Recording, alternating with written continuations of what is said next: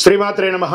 సద్గురు జ్యోతిష్యాలయం వారి యొక్క విశ్వావసునామ సంవత్సర 2025 మార్చి 29 నుండి మొదలు పెడితే మళ్ళీ 2026 మార్చి 28 వరకు వచ్చే ఈ తెలుగు నూతన సంవత్సరంలో వచ్చినటువంటి సంవత్సర రాశి ఫలితాలని మనం ఇప్పుడు తెలుసుకోబోతున్నాం.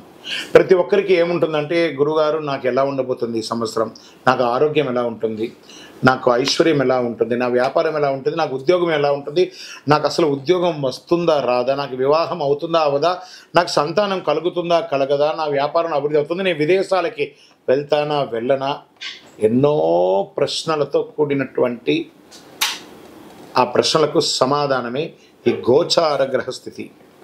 ఇందులో మళ్ళీ చెప్తున్నాను, గోచార గ్రహస్థితి మీ యొక్క వ్యక్తిగత జాతకానికి ఒక 30 నుంచి 40% మాత్రమే వర్తిస్తుంది. మీరు పుట్టినటువంటి ఆ లగ్నం, మీ యొక్క టైం ప్రకారం ఒక లగ్నం ఉంటుంది, మీ నక్షత్రం ఉంటుంది, మీ పాదం ఉంటుంది, దాని ప్రకారంగానే సంపూర్ణ జాతకాన్ని తెలుసుకోవడం కుదురుతుంది. నేను చెప్పే ఈ గోచార ఫలితాన్ని కొంతవరకు తీసుకోండి.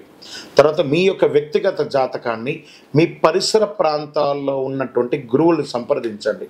గురుగారు నాకు ఈ సంవత్సరం ఎలా ఉంది, నాకు జాతకం చెప్పండి, వారి దగ్గర అవసరమైతేనే తెలుసుకోండి. మళ్ళీ చెప్తున్నాను, ప్రతి దాంట్లోనూ ప్రతి ఎపిసోడ్లోనూ నేను చెప్తూ ఉంటాను, జాతకం పడుతున్న వర్షానికి ఒక గొడుగు మాత్రమే, కానీ జాతకం జీవితం కాదు. మీరు మిమ్మల్ని నమ్మండి, మీ ఇష్టదైవాన్ని నమ్మండి, మీ కులదైవాన్ని నమ్మండి, మీ జీవితం బాగా ఉంటుంది. వృషభ రాశి వారికి కృతికా నక్షత్రం 2, 3, 4 పాదములు, రోహిణీ నక్షత్రం మరియు మృగశిర 1, 2 పాదాలకు జన్మించిన వారు వృషభ రాశి వారిగా పరిగణించబడుతున్నారు. ఈ సంవత్సరం మీకు శుభాశుభ ఫలితాలు ఎలా ఉన్నాయి? ఈ సంవత్సరం ప్రారంభం మరియు కార్తీక మార్గ శిర బహుళమయందు దశమ శని ఒకటచే ఉద్యోగ విఘ్నము, పాపకార్యానికి వ్యవసాయం నందు చిన్న నష్టాలు కలిగే అవకాశాలు ఉన్నాయి. అయితే చైత్ర బహుళం నుండి మిగిలిన సమయం అంతయు ఏకాదశ శని ఒకటచే సర్వము అనుకూలిస్తుంది. సకల కార్యముల యందు లాభములు జయములు ప్రోత్సాహంగా జరుగుతుంది. ఆరోగ్యం కుదుట పడుతుంది.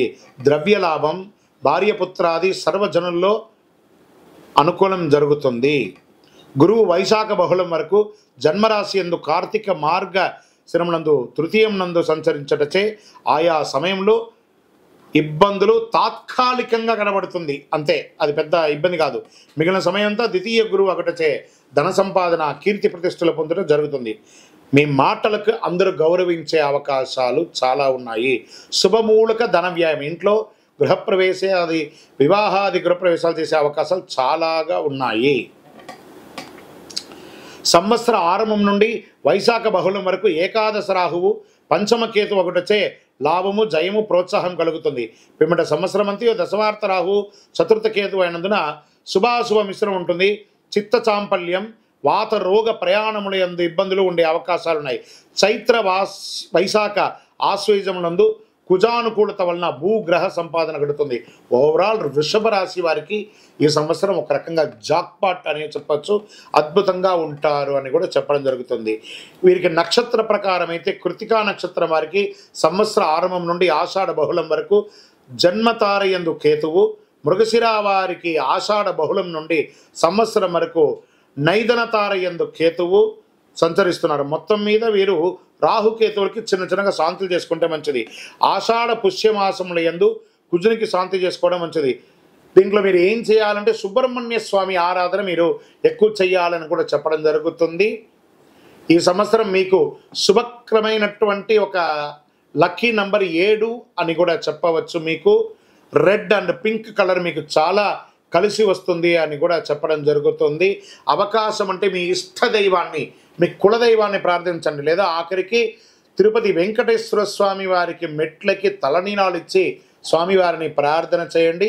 మీ పరిసర ప్రాంతాల్లో ఉన్నటువంటి సుబ్రహ్మణ్య స్వామి వారికి ఎప్పుడైనా ఒకరోజు కృతికా నక్షత్రం రోజు పాలాభిషేకం చేయండి. ఇంకను మీ యొక్క వయస్సు ఎంత ఉందో అన్ని సంఖ్యతో కూడిన నువ్వుల నూనె దీపాన్ని దేవాలయంలో వెలిగించండి. అతి శక్తివంతమైనటువంటి కరుంగాళి మాలను ఈ సంవత్సరం ధరించండి. ఆయురారోగ్య ఐశ్వర్య భోగభాగ్యాలతో ఉంటారు.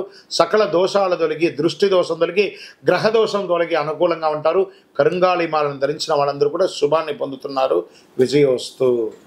ద్వాదశ రాశుల్లో ఉన్నటువంటి మీరు ఆయురారోగ్య ఐశ్వర్య భోగభాగ్యాలతో ఉండాలని అఖిలాండ కోటి బ్రహ్మాండ నాయకుడు శ్రీ ధర్మశాస్త్ర అయ్యప్ప స్వామి వారిని సదా సర్వావస్థలందు మీకోసం, మీ క్షేమం కోసం ప్రార్థన చేస్తున్నాం. మీరు తిరుపతికి వచ్చినప్పుడు మన అయ్యప్ప స్వామి వారి 18 అవతారముల దేవాలయం జీవకోన తిరుపతిలో ఉంటుంది. రైల్వే స్టేషన్ నుండి, బస్టాండ్ నుండి 3 కిలోమీటర్ల దూరంలో. ఒక్కసారి పుట్టినందుకు ఒక్కసారైనా అందులో అడుగు పెట్టండి. అందులో 27 నక్షత్రాలను కూడా ప్రతిష్ఠ చేయబోతున్నాం త్వరలో. మీరు వచ్చి దర్శనం చేసుకోండి. మీ యొక్క దోషాలన్నీ తొలగి ఆనందంగా ఉండండి. వందే మాతరం, వందే మాతరం, వందే మాతరం. శరణమయ్యప్ప.